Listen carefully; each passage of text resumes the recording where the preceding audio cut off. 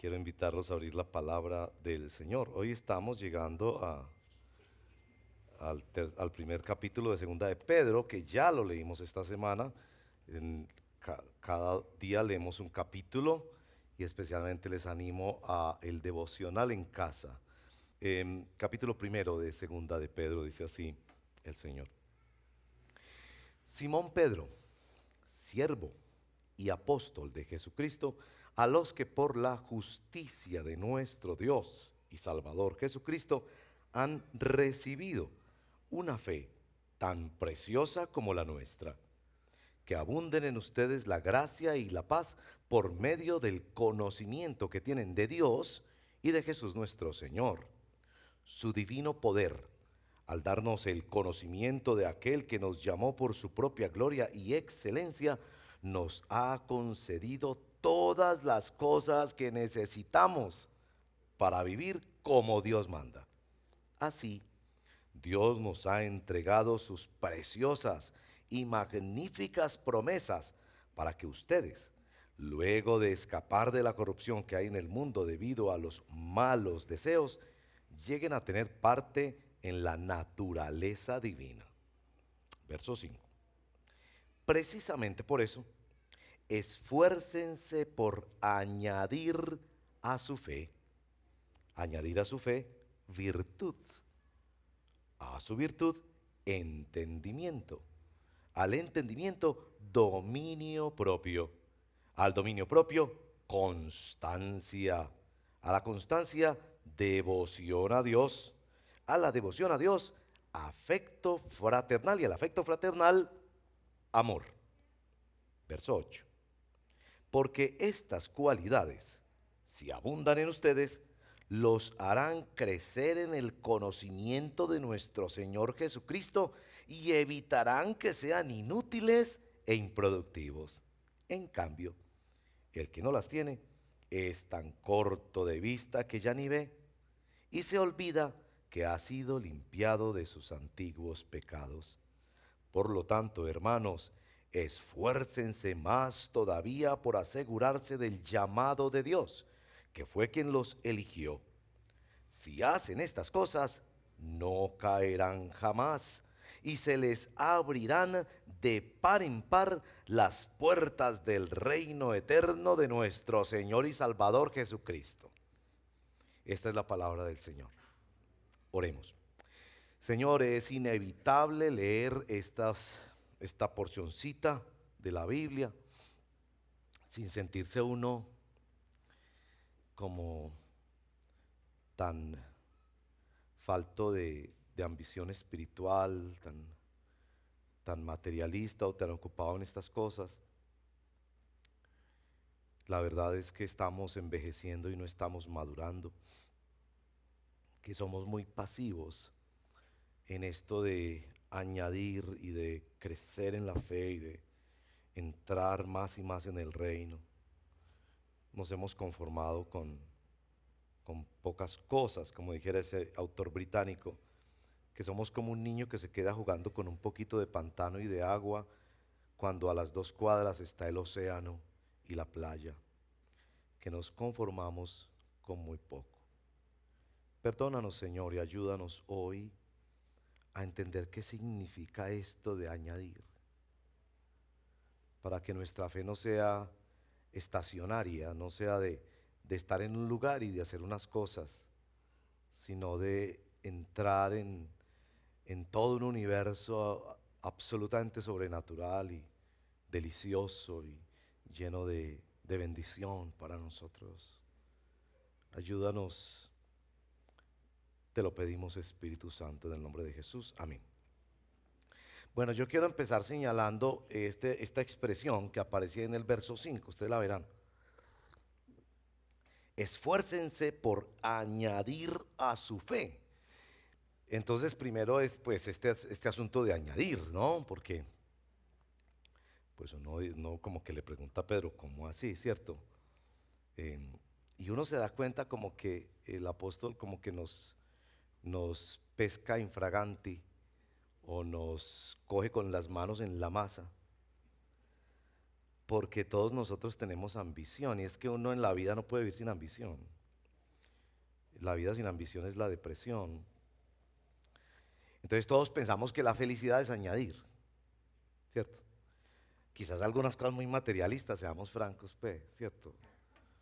Yo, por ejemplo, añadir una pensión, ¿cierto? Yo no soy tan viejo todavía, pero por ahí estoy cerquita, entonces, ¿cómo me organizo yo como para, ¿cierto? Llegar a la vejez con los fondos de poder vivir, ¿cierto? O quizás te piensas en una casa propia, ¿no? O los jóvenes en educación, añadir otro título, otra formación profesional, un nuevo trabajo. Los que también tenemos cosas de salud, pensamos en añadir salud, ¿no? ¿Cómo podría dejar este malestar, este dolor, etcétera, etcétera? Entonces creo que Pedro nos pesca como en eso, ¿no? Que todos definimos la felicidad como añadir, o a veces en el mundo relacional, añadir un hijo, o el bienestar de un hijo, o añadir un esposo, o una esposa. Y entonces como que nos pescan en que ese añadir no es para nada espiritual. Es decir, o díganme quiénes de ustedes tienen en su lista, ¿cierto? Como, ¿cuál es tu escala de felicidad? No, no, la escala virtud, entendimiento, no, no, no. Pensión, nietos, casa, así, ¿no? Como que nos pesca, ¿no? En esto de, sí, la felicidad es una escala de añadir, pero ¿añadir qué? ¿No? Como que nos perdimos en esto, ¿no? Y entonces usamos a Dios para eso, ¿no? Entonces Dios es el que me va a añadir la pensión, ¿no? Entonces, y Dios es el que me va a añadir el nieto, el esposo, el hijo, la casa, el viaje, todas esas cosas, ¿no? Entonces, bueno, por ahí vamos. Y después ahí dice añadir a su fe. Y entonces uno dice, a ver, ahí sí más complicado, porque es que la fe está incompleta. No dice el verso 1 que esta fe es recibida, yo no hago nada, Dios es el que me da la fe. De verso 3, que Él nos ha concedido todas las cosas para vivir como Dios manda. Entonces, ¿cómo sí que añadir si Él es el que provee todas las cosas? Y particularmente en el verso 1 donde dice Pedro que ustedes han recibido una fe tan preciosa como la nuestra. Es decir, Pedro está diciendo que tu fe es tan preciosa como la de Él. Y ellos no saben. Yo no sé si usted toma eso como una ofensa o como un halago. Porque usted, si Pedro viene y le dice, ¿sabes qué? Tu fe es como la mía. Entonces usted dice, uy, no, es que Pedro era muy impulsivo. Pedro era muy mandoncito y muy imperioso. Y Pedro fue un cobarde que negó al Señor y fue un hipócrita que comía con unos y decía una cosa y comía con los otros y decía otra cosa y ahí Pablo lo tuvo que regañar. No, no me compare con Pedro. No, pero usted va a decir, no, no, no, no, yo sí quisiera la fe de Pedro, porque ese fue que su primer sermón, 3,000 convertidos. Con la sombra Dios lo usó para sanar enfermos. Resucitó una persona muerta. Y bueno, fue un mártir y le entregó su vida a Cristo. Y fue un apóstol, escribió. Yo no sé si usted lo toma como una ofensa o un halago. Pero el punto sí es muy importante. Pedro está diciendo que tu fe es igual a la de él. Entonces ahí uno dice, bueno, entonces ¿cómo así? ¿Cómo le hago yo para añadir una fe así? Entonces ahí tengo que aclararles algo. Los teólogos nos ayudan a pensar que hay una fe objetiva. Permítame explicarles eso porque es enredadito a veces. Y hay una fe subjetiva, ¿cierto? La fe en el Nuevo Testamento, esta preciosa fe, habla del contenido, de en quién creo y qué creo. Por eso se dice que los notarios son los albaceas de la fe pública. Pero no es que él cree en mí o que se siente muy feliz cuando yo voy a visitar, sino que él da cuenta que ese documento es verdadero. Es la fe pública, una cosa objetiva, un documento. Entonces la fe objetiva es la palabra de Dios, que yo creo, su promesa, la persona de Cristo en quien creo, pero también el hecho mismo de creer.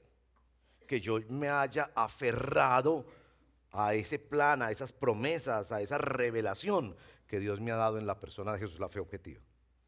Pero el Nuevo Testamento también habla de aumentar la fe, de crecer en la fe, y es la fe subjetiva, la fe de cómo vivo la fe, cómo es que yo creo. Y eso, vaya que es bien importante, porque cómo creo, cómo se ve el fruto de mi fe, y por eso en capítulo 17 de Lucas, los discípulos le dicen al Señor, aumentanos, ¿qué? Muy interesante, ellos nunca le dijeron aumentanos la salud, aumentanos la platica, aumentanos el número de creyentes en la iglesia. No, ellos le dijeron aumentanos la fe. Ahora, ¿cuándo le dijeron que aumentara la fe? Y eso es muy importante, Lucas 17. No es que estaban ante un enfermo muy enfermo, como algunas veces estuvieron. Ay, Jesús, aumentanos la fe para declarar sanidad. No, no, no, no, no, no, no, no. Tampoco fue que estaban leyendo un pasaje de la Biblia y ellos no entendían ni papa. Y entonces le dijeron a Jesús, Jesús, aumentanos la fe para entender esto. No, no. Fue en una ocasión en que Jesús les dijo, si tu hermano viene 7 veces a pedirte perdón, perdónalo. Y bueno, ayer estábamos en un taller muy lindo sobre Apocalipsis, que será publicado a propósito, que era para el liderazgo y bueno, cosas, porque en noviembre vienen los devocionales sobre Apocalipsis. Entonces estábamos preparándonos para eso. Y el profesor Gustavo, muy conocedor de la escritura, nos decía que mucho de este lenguaje lo que busca es, digamos, enfatizar de una manera hiperbólica el, aquí es como Dios nos está pidiendo perdonar en el nivel Dios. Tienes que perdonar en el nivel Dios. Y uno dice, ay, ay, ay, eso sí está muy difícil. Entonces, los discípulos se dan cuenta que ahí la vaina es de fe. ¿Cómo? Pues bueno, perdonar una vez, pero dos, pero 70 veces 7, a la misma persona, quizás en el mismo día. Y entonces ellos dicen, yo necesito más fe para eso. Yo necesito que me aumentes mi confianza en que algo está haciendo Dios en esta situación y en esta relación tan difícil. Y por eso yo creo que es una petición desesperada de todo verdadero cristiano. Señor, auméntame la fe. Bueno, de eso se trata hoy y nuestro texto lo que hace es de los versos 1 al 4 exponer cómo es esa fe objetiva, cómo es la fe preciosa, la misma que recibieron los apóstoles, fe de salvación en Cristo, justificación por la fe. ¿Qué es eso? Lo que llamaron los reformadores la fe sola, solo por medio de la fe.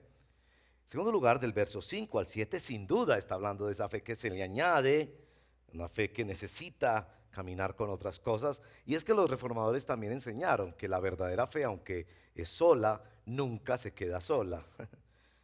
Entonces vamos a hablar de esa fe que nunca se queda sola. Y en tercer lugar, el texto notaron que termina en esa cosa como, así como climática, donde dice que quien camina por aquí, se le abren las puertas del reino de nuestro Señor Jesucristo. Y bueno, espero que llegue a poder decirles eso porque el tiempo no me rindió mucho en las otras, pero es que quien está diciendo esto es Pedro, a quien se le entregaron las llaves del reino. Y aquí él está diciendo que hay una escalera de felicidad, no como nosotros nos la imaginamos, que abre puertas del reino de Dios. Bueno, allá vamos a llegar. Primero, la fe sola. Dios nos hace apegarnos a la verdad del Evangelio. Y ustedes van a notar que esta fe empieza a ser descrita dentro de este pasaje. Por supuesto, la primera palabra, muy importante, la palabra justicia, ahí en el verso 1. Esta fe tiene que ver con la justicia, dice ahí, a los que por la justicia de Dios han recibido una fe. O sea, esta fe se recibe por justicia. Valga decir que primero es la justicia, después es la fe. Ahora, ¿por qué justicia? ¿A qué justicia se refiere?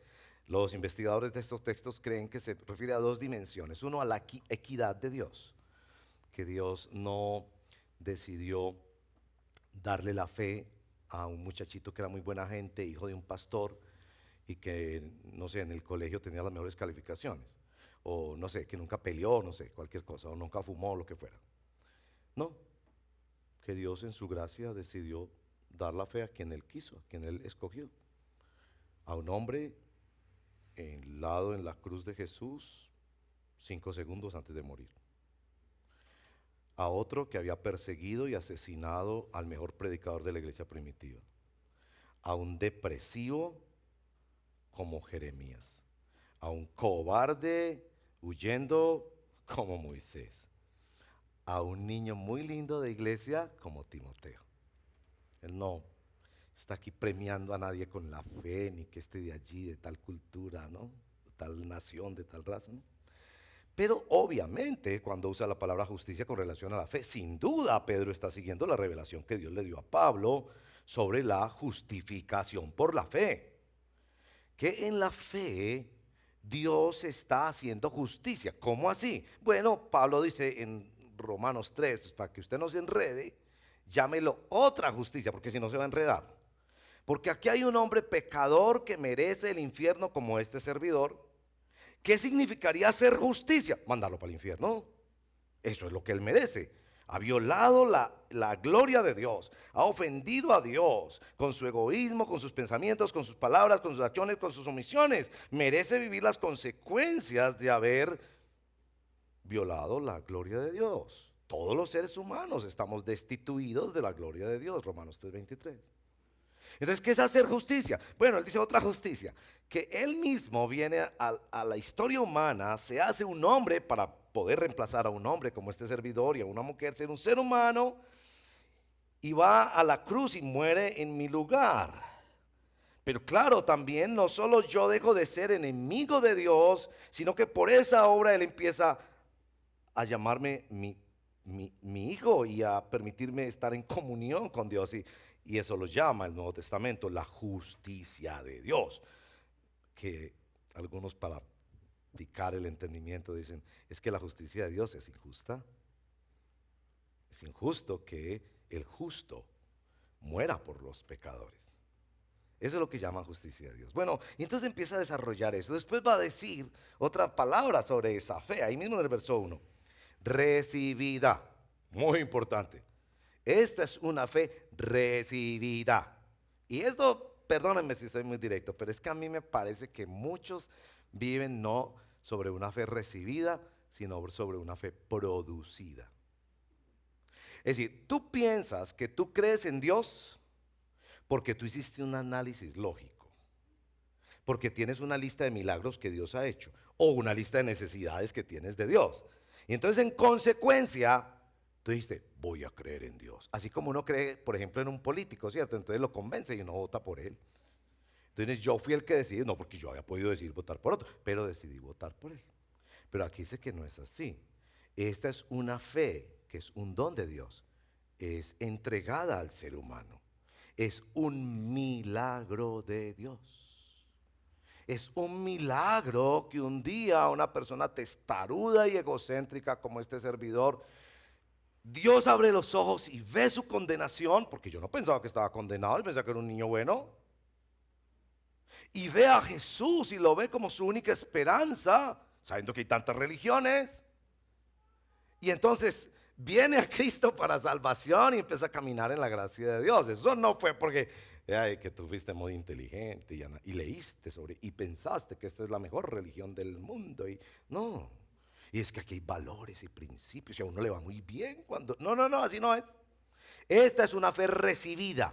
¿Te la dieron o no te la dieron? Es decir, Romanos 8, el testimonio del Espíritu Santo, que yo creo en este tema, es un milagro.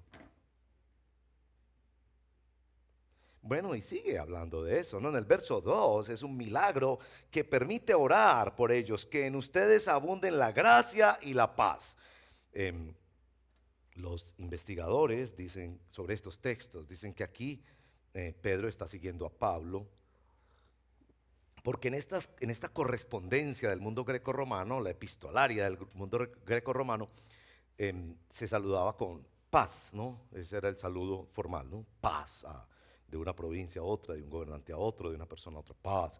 Pero no era paz pues en el sentido que nosotros lo entendemos, era la pax romana.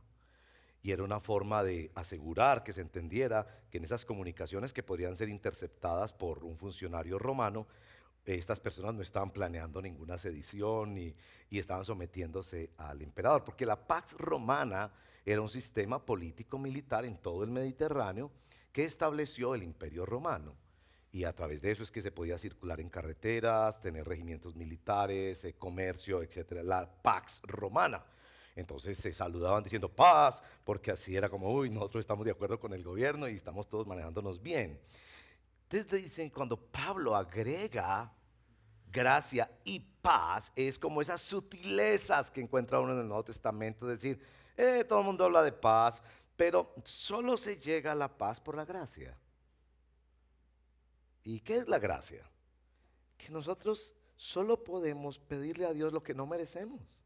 Y es eso, la fe, ¿no? La fe es que Dios nos da lo que no nos merecemos en Cristo Jesús, que no es por obras, que esto no es una religión de manéjese bien para que se gane el cielo. No, no, no, nadie se lo va a poder ganar. Y entonces ahí se llega a la paz, pero por la vía de la gracia. Y es la paz de Dios, no del emperador. Bueno, en el verso número 3 aparece esta frase, ¿no? Todas las cosas que necesitamos para vivir como Dios manda. Y sí, porque esta fe está completa. Y en la doctrina cristiana hablamos de la suficiencia de la palabra de Dios. Y es una doctrina muy, muy importante, que la Biblia contiene todo lo que necesitamos para nuestra salvación y para nuestra santificación. Dios ha provisto suficientemente. Es decir, esa fe objetiva nosotros no la mejoramos. Es la que Dios nos dio, su palabra. Pero también se habla de la suficiencia de la obra de nuestro Señor Jesucristo. Que Cristo es suficiente. No es creer en Cristo y manejarse bien. No, no, es creer en Cristo. Solo mediante la fe. Esa es nuestra fe. Y después viene ahí en el verso número 4 la palabra promesas. Es que es una fe apoyada en promesas. Y bueno, aquí vengo yo con mi cantico de siempre. Porque eh, me dicen, no, póngale fe al partido de Colombia con Brasil. Mire, yo sé que soy muy cansón, pero todo el que me dice eso y me lo dicen con mucha frecuencia, yo no sé si es porque saben que soy pastor, es como para picarme un poquito, ¿no? Los amigos, la familia, hombre, póngale fe, como usted no tiene fe en las cosas, entonces tenga fe en las cosas. Entonces yo siempre les digo, eso no tiene nada que ver con fe, eso tiene que ver con optimismo y con buena actitud. Y por supuesto, yo tengo optimismo de que Colombia le pegue una goleada a Brasil. A propósito, yo creo que fue gol de Mina. Muéstreme todos los videos que quiera. Esa es buena actitud, por supuesto, porque si una persona me dice, no, nos van a golear, yo le digo, no, hombre, estos muchachos han trabajado muy duro, son muy capaces, es gente, son deportistas de alto rendimiento, tenemos con qué ganarle, vamos para arriba con eso, está bien, es bueno ser optimista, pero eso no es fe, porque la fe depende de promesas. Si Dios nos prometiera en la Biblia que vamos a golear a Brasil, hermano, ahí sí es de fe. Y yo se lo creo porque se lo creo. Si yo hablo en mi Biblia que dice, y golearán a Brasil, qué maravilla, y golearán a Brasil 6-1. Yo, hemos dicho, ¿por qué es por fe? Porque es que Dios lo prometió. Es decir, estoy confiando en algo que alguien dijo. No es mi deseo, no es mi imaginación, no es mi actitud, no es mi sentimiento religioso, no es una promesa. Y por eso aquí aclara que esta fe preciosa, esta fe objetiva, se basa en promesas. Se basa en la palabra de Dios. No me venga a decir que usted es muy creyente porque usted siente escalofríos cuando están cantando la alabanza. Sienta lo que usted quiera sentir. Pero la fe descansa es en promesas que otro, por supuesto, nuestro Dios soberano, ha hecho. Bueno, y después viene una aclaración sobre esta fe, que esta fe comprende un plan de escape. Dice, luego de escapar de la corrupción que hay en el mundo debido a los malos deseos. Mire, esto es un tratado sobre la corrupción. Porque usted piensa que la corrupción en Colombia existe, porque no hay buena fiscalía, no hay buena personería, no hay buena contraloría, no hay buena procuraduría y todas las cosas terminadas en ida. No, la corrupción existe porque hay malos deseos. Ahora yo pregunto, ¿quién aquí tiene malos deseos? No, yo sé que usted también tiene buenos deseos, yo sé, ¿cierto? De vez en cuando, ¿cierto? Uno tiene buenos deseos de vez en cuando. Pero mire, tenemos corazones llenos de codicia y de malos deseos. No los decimos. Gracias a Dios no actuamos en todos esos malos deseos. Pero hay malos deseos y eso es lo que produce. Y aquí está diciendo que esta fe, este hecho de Jesús en la historia, de la palabra de Dios y la promesa de Dios, es una operación rescate. ¿Rescate de quién? De mí mismo. Porque es que el peor problema que yo tengo soy yo, que estoy inclinado al pecado. Mi peor problema no es el trabajo, la familia, la esposa, los hijos, la salud, no. El peor problema soy yo. Que tengo inclinación al pecado. Y entonces aquí dice, esta fe fue diseñada para rescatar personas de eso. Bueno, y termina allí describiendo esta fe para que puedan llegar a tener parte en la naturaleza divina. ¿Ven ahí al final del verso número 4? Esa frase, participar en la naturaleza divina, ha sido motivo de muchos debates teológicos en la historia humana. Yo no pretendo pues tener tanto conocimiento ni tanto para entender, pero yo lo entiendo sencillo. Yo lo entiendo en dos niveles. El primer nivel es, es que el Nuevo Testamento insiste mucho en que esta fe está diseñada para llevarnos a ser como Jesús. ¿Cierto? El objetivo del cristianismo no es que tú llegues a una iglesia, eso es un medio. O el objetivo del cristianismo no es que tú seas bendecido y todo eso, eso es un medio. Dios ha venido a salvarte de una condenación eterna para llevarte y formarte a caminar en los pasos de Jesús, a amar como Jesús ama. Y precisamente por eso del amor, creo que esto de participar en la naturaleza divina es la comunión con la Santísima Trinidad, que a medida que vamos avanzando en la vida, nadie se nos va volviendo más importante que Él. Y eso es muy confrontador, porque yo amo tanto a mis nietos, a mis hijos, a esta iglesia. Y entonces como que el amor a Dios es una cosa un poco etérea, un poco como de un momento, de una necesidad, de unas ciertas prácticas de devoción. Pero a donde me quiere llevar Él es a que como que yo me meta a vivir dentro de la Santísima Trinidad. Él es mi papá, Jesús es mi hermano mayor, el Espíritu Santo es quien me acoge, quien me potencializa, quien me da las fuerzas. Y eso es una cosa extraordinaria enfrentando el éxito o las cosas buenas de la vida que se vuelven ídolos. Y es una cosa maravillosa enfrentando las grandes dificultades que todos tarde o temprano enfrentaremos en la vida. Bueno, entonces esta es la fe, la fe sola, la fe por medio de la cual Dios nos ha rescatado, que es el contenido, la persona en la que creemos y el hecho mismo de haber abrazado la fe. Pero esa fe es una fe que nunca está sola. Entonces ahí donde llegamos al verso 5, donde se nos dice, precisamente por eso, es decir, precisamente por el hecho objetivo de la fe, esfuércense por añadir a su fe. Ahí ya vamos entendiendo. Añadir a su fe. Esa palabra añadir es extraordinaria. Es una palabra que no se usa mucho en la Biblia.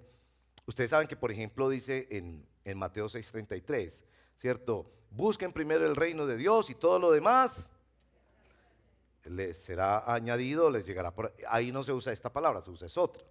Aquí se usa una palabra, se las voy a decir en griego, pues a ver si soy capaz. No piensen que es una obscenidad. Epicoregeo. Epicoregeo. Y epicoregeo tiene la palabra coro, coro. Y la idea es que la fe empieza a añadir, a aumentarse, a trabajar junto con un coro. Y en la antigua Grecia la palabra coro se usaba tanto para música como para danza. De ahí viene la palabra coreografía. Se toman de las manos y se mueven juntos. O se unen sus voces y cantan juntos. La fe no se queda sola, la fe empieza. Y entonces aquí dice añadir a. Y se dan cuenta que es añadir a esto y esto y eso. Entonces alguna posible traducción puede ser, añadan a la fe, pues la primera cosita es virtud. Pero no se queden con la virtud, esa virtud tiene que tener entendimiento, pero no se queden con el entendimiento, ese entendimiento tiene que tener dominio propio, pero no se queden solo en dominio propio, ese dominio propio tiene que ser acompañado de constancia, perseverancia, paciencia, y esa paciencia tiene que estar dirigida a la devoción a Dios, y esa devoción a Dios tiene que verse en la iglesia, en el amor a los hermanos, y finalmente tiene que llegar al amor. Noten particularmente eso, de la fe al amor. Gálatas 5:6 nos dice que la verdadera fe actúa por el amor. Es decir, que una verdadera fe nos lleva al amor de Dios. Miremos esas cosas rápidamente. Por ejemplo, virtud es la palabra excelencia. Y eso es muy interesante. Un cristiano trabaja con excelencia. y hace las cosas para Dios y las hace de la mejor manera.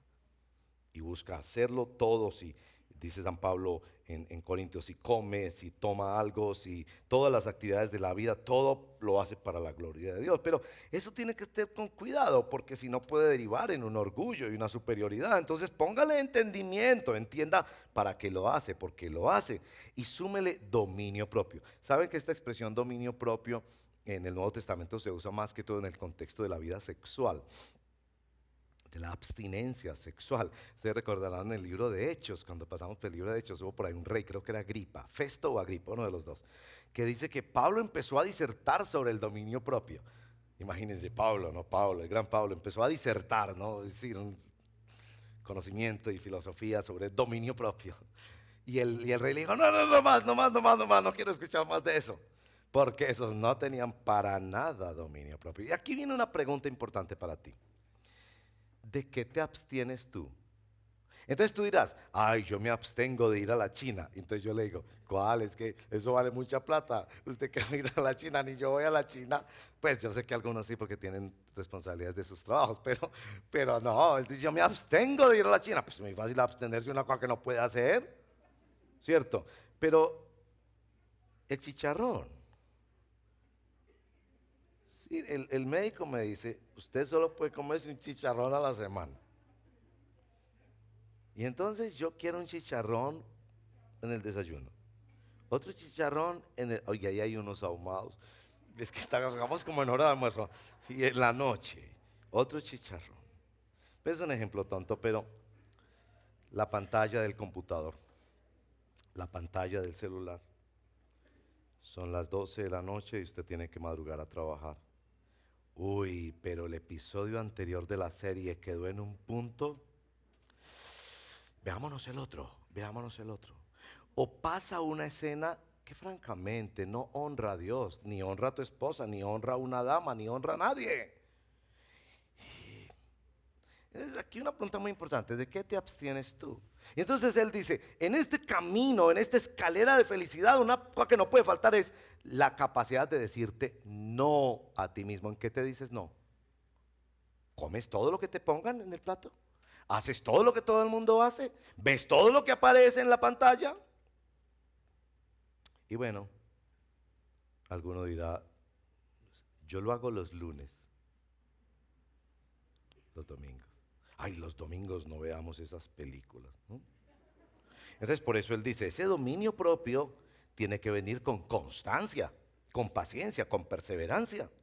Y es claro que esa perseverancia no es para nutrir tu orgullo, sino para desarrollar piedad. Esta es la palabra que aparece ahí, eusebia, piedad.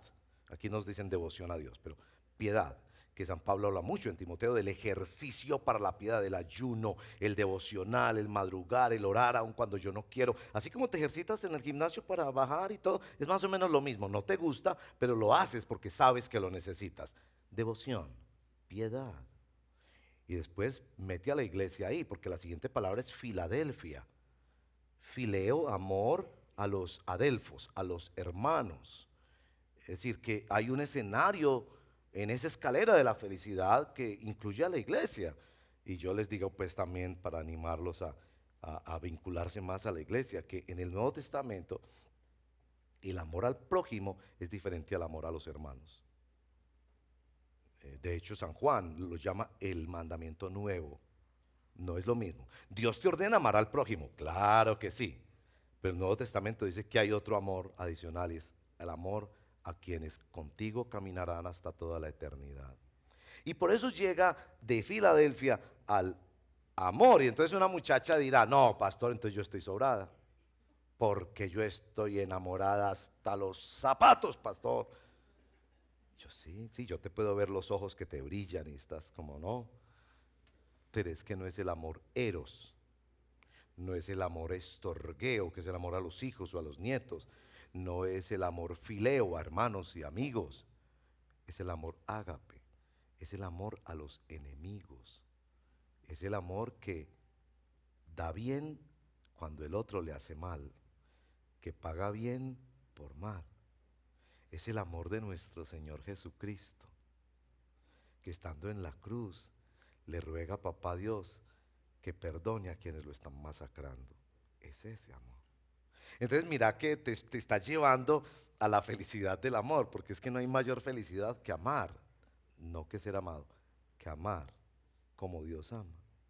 Entonces ahí es donde, claro, yo leo eso y digo, "Ah, yo tengo muchas agendas de felicidad, yo tengo muchas ambiciones, yo tengo muchos sueños. Algunos los disfrazo de cosa muy virtuosa. Una iglesia saludable que sirva a esta ciudad. Suena lindo, ¿no? Pero como ahí me toman la foto a mí, no sé qué tan espiritual sea eso. Unos hijos que caminen bien, que estén bien sanitos, unos nietos bien hermosos, porque me gusta que sean bonitos, y todo eso. Ay, oh, maravilla de maravilla, pero ¿por qué? Porque son los míos, pues yo me tomo la foto, porque me evito problemas cuando mis hijos se manejan bien. Yo no tengo esta clase de agenda de felicidad, de decirle, Señor, Señor, yo quiero ser más virtuoso y trabajar más la excelencia, pero con entendimiento, pero con dominio propio, pero con constancia, pero con devoción a Dios, pero con amor a mi iglesia, para llegar a amar como tú amas. Yo no sé cómo es tu lista de felicidad. En mi lista está la pensión, la salud, la casa y todas esas cosas. ¿Y sabe por qué no tenemos esta lista de felicidad? Porque nos da miedo. Porque es que, mire, es que yo sé, Señor, yo quiero más dominio propio. ¿Sabe qué va a hacer el mañana? Me va a poner chicharrón todo el día. Entonces mi querido hermano Héctor me va a invitar y me va a decir, no, vení que allá hay un chicharroncito muy bueno. Y después mi querido pastor Cristian me va a decir, vamos a comer chicharrón al mediodía. Y yo, Señor, pero ¿qué está pasando? Pues me pediste aprender a nadar. Yo te tiro a piscina. Y Señor, pues que yo quiero amar como tú amas. Entonces te manda un empleado, un compañero de trabajo que no es amable. Un esposo, una esposa, un familiar, una persona difícil. Y Señor, pero ¿por qué pusiste esta persona en mí? El Señor ahí mismo te dice, porque es que yo te estoy llevando a una dimensión de la felicidad, que es el amor. Y eso, ¿o qué? ¿Quieres que te ponga solo gente muy buenita, mejor que tú alrededor? Pues así, así. Lo que vas a hacer es dañarte más. Y entonces el Señor es tan bueno que el Señor sabe que cuando leemos estos textos difíciles, porque este es un texto, a mí me ha golpeado mucho este texto, la verdad. Entonces cuando uno lee estos textos, uno dice, el Señor es tan bueno que no lo termina así. Miren el verso 8 en adelante. El verso 8 en adelante terminan en esta idea de abrirse el reino. De abrirse el reino. Ahora, eso de abrirse el reino es muy interesante porque Pedro es el que tenía las llaves del reino, ¿se acuerdan? Y si ustedes ven en los escudos en algunas religiones históricas como los coptos ortodoxos, en la religión católica, etcétera, aparece esta idea de Pedro con las llavecitas, ¿no? Y porque la idea, bueno, hay una interpretación histórica para no enredarlos de que Pedro efectivamente es el que abre el reino de Dios para los judíos en Pentecostés, la primera predicación cristiana, y para los gentiles con Cornelio, ¿cierto? Y ya después como que se abrió, él abrió, y está bien. Pero me parece que también tenemos que entender que lo que significaba eso es que Pedro podría ser el líder dentro de los apóstoles, pero Pedro lo que está haciendo es abrir el reino con la palabra de Dios, con la predicación del Evangelio, porque nuestro texto está diciendo que nosotros mismos abrimos ese reino. Ahí no está diciendo, y yo voy a orar para abrirte el tuyo, y ahora ven y te voy a abrir el reino, y lo sacan al frente para que den más plata, y entonces ahora el reino está abierto para ti. Pues, ¿cómo así? Aquí dice que yo lo abro. ¿Cómo lo abro? ¿Cómo lo abro? Entrando en una escalera de felicidad. Pero noten que, claro, dominio propio, todo eso nos cuesta. Entonces, lo que hace el Señor en este texto es hacernos dar unas ganas. Por ejemplo, en el verso 8, son 7 cositas también, ¿no? Crecer en el conocimiento. La palabra conocimiento aquí no es la misma palabra gnosis, conocida y muy común en el Nuevo Testamento, sino epignosis, es decir, un conocimiento probado en la experiencia. El ejemplo más rápido que yo pongo es los médicos, bendigo los médicos en el nombre del Señor. Ellos, es una profesión muy dura, la verdad. Tienen que estudiar tanto, vivir es leyendo, estudiando, es tan sacrificada esa profesión. Y entonces, aquí hay médicos en la congregación. Los médicos estudian, creo que 5 o 6 años, no sé, tareas, estudios, tanta cosa que tienen que hacer, exámenes, todo eso para desarrollar las competencias necesarias, pero el último año ellos tienen que hacer un internado. Ahí siguen aprendiendo, pero ya están aprendiendo bajo la tutela de un profesor especializado y atendiendo ya directamente pacientes, hablando con el paciente, recetándole al paciente, tratándolo, supervisando y siendo supervisados en esos procedimientos. Es esa clase de conocimiento que hay. El conocimiento que es experiencial, que yo ya digo, no, no, es que el cristianismo para mí no es discutir unos conceptos si Dios existió, no, no, no, ese no es el punto, mi hermano. Es que yo lo he visto en mi vida. Él me ha disciplinado, me ha bendecido, me ha hablado, me ha dirigido, me ha sostenido, me ha pegado la pela. Es decir, si querés discutimos filosóficamente sobre la existencia de Dios, pero es que esto es otro nivel de conocimiento. Como cuando usted le muestra unas fotos de un país y usted dice, uy, qué tan bonito ese país. A ir y caminar en ese país. Los dos conocimientos son legítimos, ¿verdad? Pero es que es una cosita un poquito distinta cuando usted camina en ese país del que ha oído hablar toda la vida y lo ha visto en los libros y en las películas. Es el conocimiento experiencial. Y aquí Pedro está diciendo, mire, les voy a hacer dar ganas.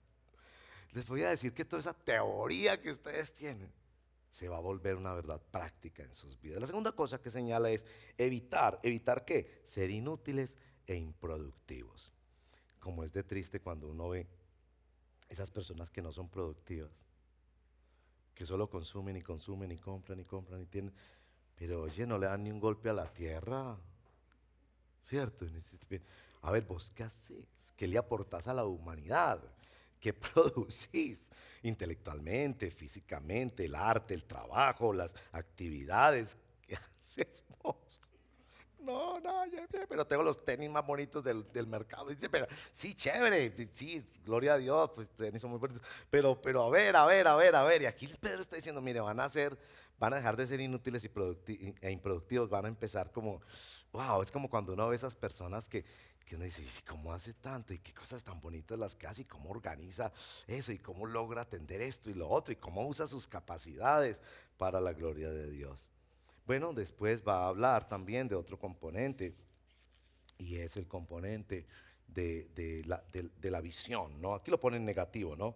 Esas personas que no practican esto, que no están en esta escala de felicidad, esta escalera de felicidad, no, tienen una vista corta. Yo vi el otro día, me pareció tan bonita la historia de Madame Curie, la famosa científica polaca, adoptada pues o nacionalizada en Francia, que ganó premio Nobel de Física, que trabajó en todo esto de la radiación y gracias a su trabajo y el de su esposo tenemos tantos tratamientos para enfermedades como el cáncer, ¿no? Pero esa señora, mire, años y años y años y años, y uno dice, o sea, esos científicos que ven adelante, porque pasan décadas, esta señora expuso su propia vida para su salud, para poder y uno dice, claro, es gente que ve más allá y entonces no está viviendo solo del momento, ay, es que no salió tal cosa. No, gracias a Dios que no salió, porque es que vamos por otro lado. Es como, no sé, esa alegría y ese entusiasmo de ver más allá. Y aquí dice, bueno, los va a guardar de eso de la vista corta, pero también los va a guardar de un problema de la memoria.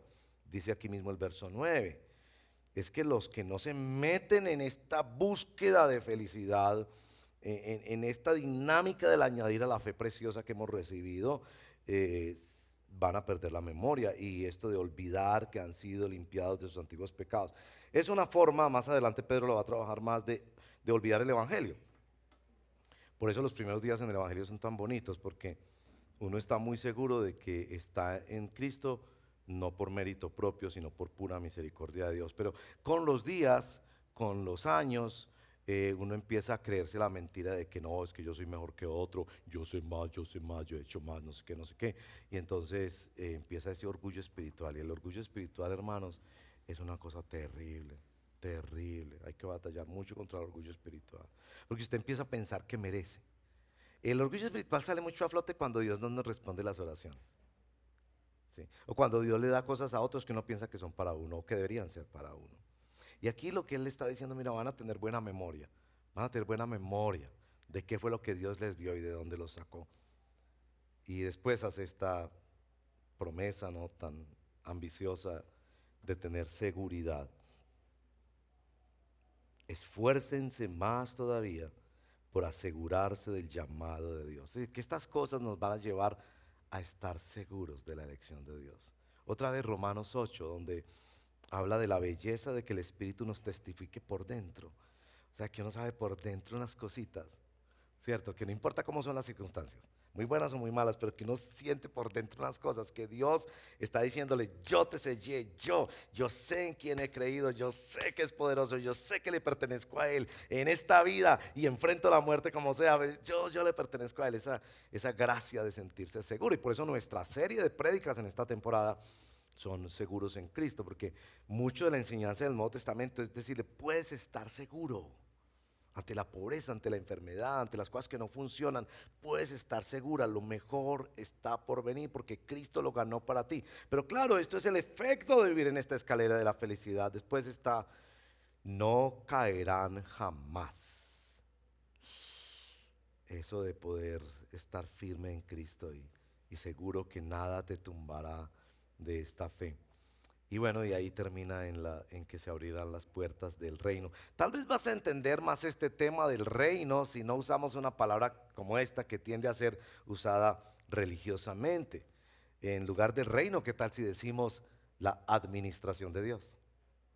En el Nuevo Testamento el reino se usa tanto en el presente como en el futuro. Por ejemplo, ahí mismo en el capítulo 17 de Lucas, Él le dice a los discípulos: el reino de Dios está en ustedes y entre ustedes. No que todo mundo lo tenía, pero que ellos ya estaban palpando, disfrutando y entrando en ese reino. Pero al mismo tiempo esos mismos discípulos en Hechos 1 le preguntan: ¿cuándo, Señor, restaurarás tu reino? Es ese el ya, pero todavía no, que el reino está aquí y ahora, pero hay muchas realidades del reino de Dios que en su plenitud vamos a conocer. Y aquí está diciendo: y te abrirán un matrimonio administrado por Dios. ¿Cómo es de lindo un matrimonio administrado por Dios? No por tus intereses, tus egoísmos, tus miedos, tus condicionamientos y luchas de poder. Una empresa administrada por Dios. El reino de Dios es una empresa administrada por Dios. Una salud administrada por Dios. Una comunicación administrada por Dios. Oh, eso sería tremenda bendición para ti y para toda la humanidad. Bueno, conclusión. Es claro, hermanos y hermanas, que Dios quiere hacernos felices, bienaventurados. Es claro que aquí se está tratando de nuestra participación en nuestro propio proceso de santificación progresiva. Que no somos pasivos, sencillamente venimos a la iglesia y con los años, empezamos a amar como Jesús. No, que hay que esforzarse diligentemente, que somos llamados no a envejecer en el cristianismo, sino a madurar en la fe. Pero es claro que esto sin duda nos lleva a lo que llamo aquí en la aplicación una agenda de santidad. La agenda de santidad en principio tendrá que ser arrepentimiento, porque es una agenda que confronta otras agendas. ¿Cierto? Yo tengo que entender que yo tengo mis propias agendas de felicidad: graduarme, casarme, tener un hijo, no sé cómo es la tuya, la pensión. Para mí la pensión, la salud y todo, sufrir y que mis hijos y mis nietos, todas esas cosas. Pero aquí Dios me está diciendo: ¿sabes qué? Eso no es lo más importante. Yo te estoy dando otro camino, otra agenda de felicidad. De hecho, estoy usando algunas de esas cosas que te preocupan para guiarte en esta dirección.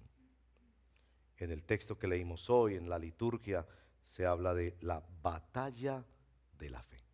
Y la batalla de la fe supone dos cosas. Primero, una batalla contra el pecado.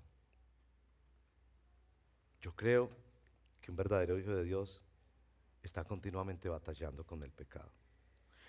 No con el mismo pecado, ni con el pecado que es de todos. Yo diría que, pues claro, si tú no tienes un atractivo y no se te hace agua a la boca cuando ves licor, pues tú no estás batallando con eso.